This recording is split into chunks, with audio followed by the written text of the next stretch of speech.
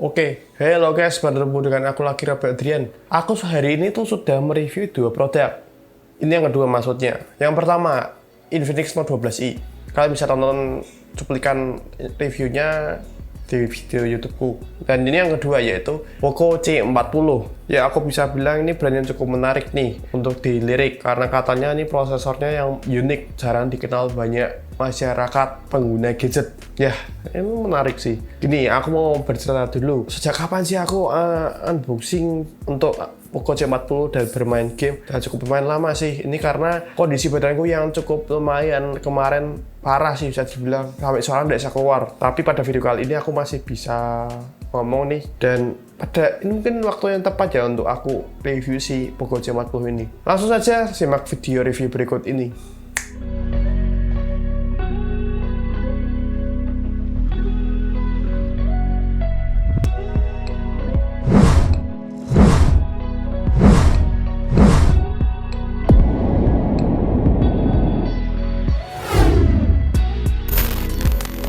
Oke, sono yang pertama kita akan membahas soal body design dulu. Nih, untuk bagian belakangnya sendiri aku cukup seneng dengan model desain seperti ini, yaitu leather. Tapi sayangnya leather ini cukup lumayan keras, bukan yang model seperti handphone flagship yang halus dan dipegang enak. Tapi sayang ini keras leathernya. Dan untuk bagian kanannya sendiri kita bisa ngomong di bagian kanan kita akan melihat sebuah tombol power off, kemudian ada tombol volume pengeras suara dan menurun suara. Di bagian atasnya sendiri kita akan melihat sebuah jack 3,5 mm, dan bagian kiri kita akan melihat sebuah slot micro SD.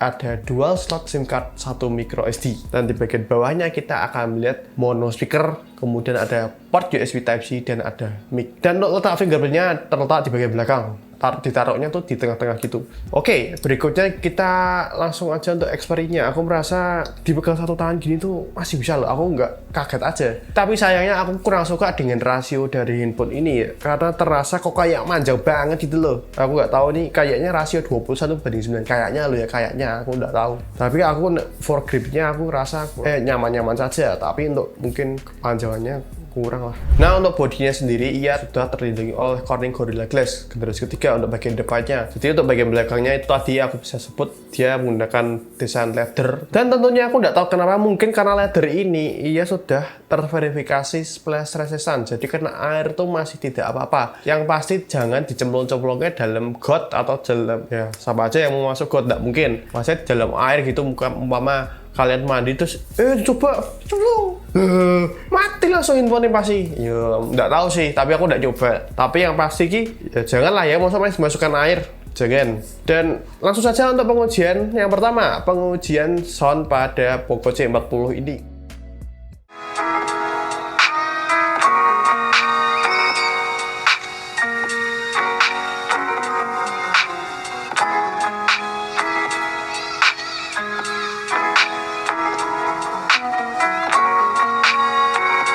Berikutnya kita akan membahas soal desain layar pada Poco C40 ini. Untuk layarnya sendiri ia menggunakan layar LCD IPS berbentang 6,71 inci. Untuk resolusinya ia hanya SD Plus saja, yaitu di 720 pixel kali 1600 pixel. Dan untuk rasionya sendiri jujur-jujuran saja nih, aku kurang tahu nih rasionya berapa karena tidak dituliskan pada webnya Poco C40. Jadi aku nggak tahu nih rasio berapa, tapi kalau tebak-tebakku sendiri sih ini mungkin rasio 21:9. Karena untuk langsung saja ke experience-nya, aku merasa untuk dipegang dalam satu tangan masih oke nih, masih enak. Dalam penggunaan game ya kurang nyaman sih, karena ini kayak agak gepeng-gepeng gimana gitu loh. Dan ini layarnya manjang banget sih. Nah, aku nih layarnya agak manjang, jadi kayak buat main tuh kayak aneh ya, tangannya biasanya kan lebar gini ya, ini jadi harus kayak agak ke bawah sedikit gitu loh untuk main game. Jadi aku untuk eksperimennya penggunaan for gripnya kadang nyaman untuk digunakan sebagai sosmed saja masih oke, tapi untuk bermain game kurang nyaman. Langsung saja ke performa. Untuk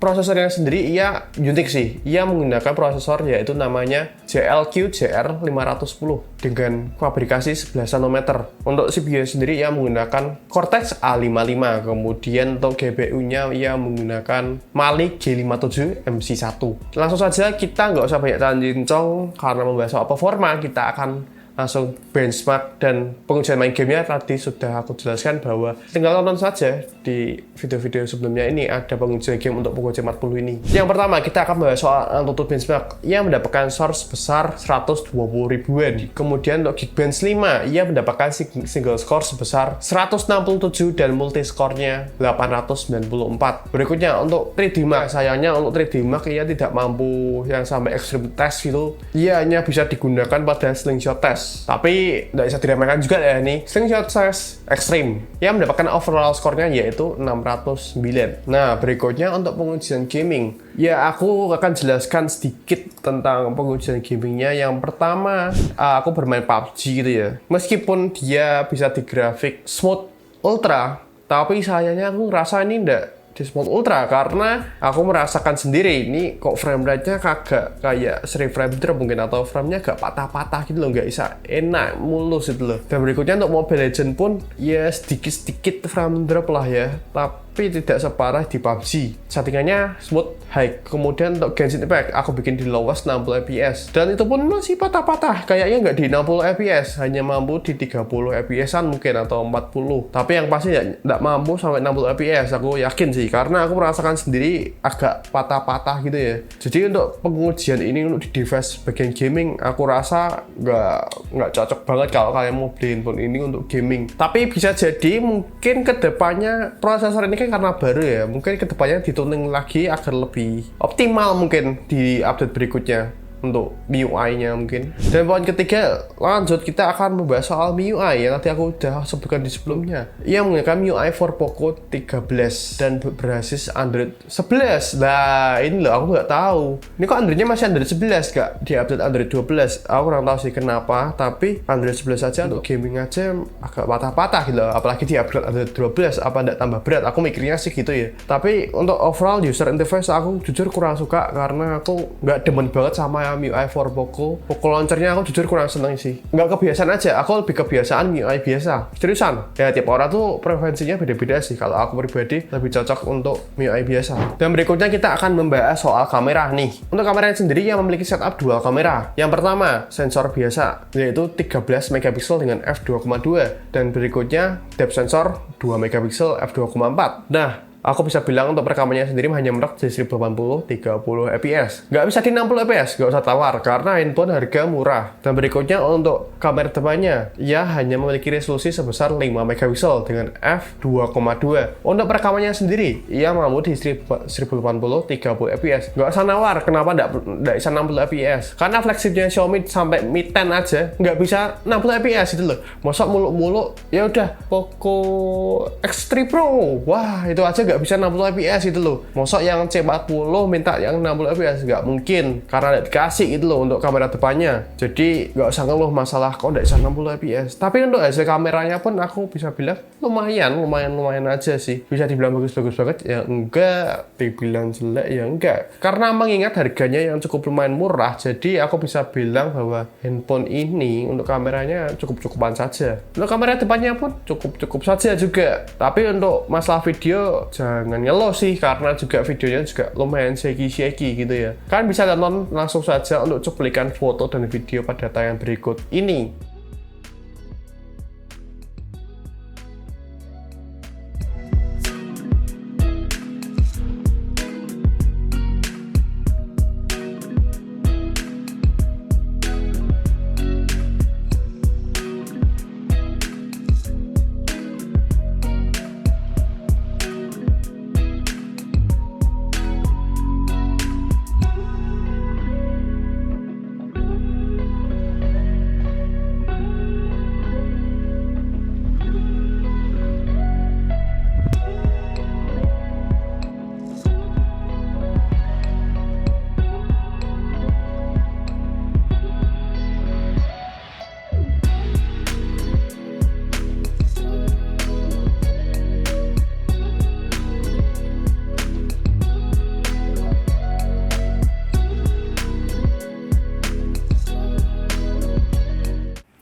Oke guys, ini adalah perekaman kamera belakang dari Poco C40 di 1080 30 fps.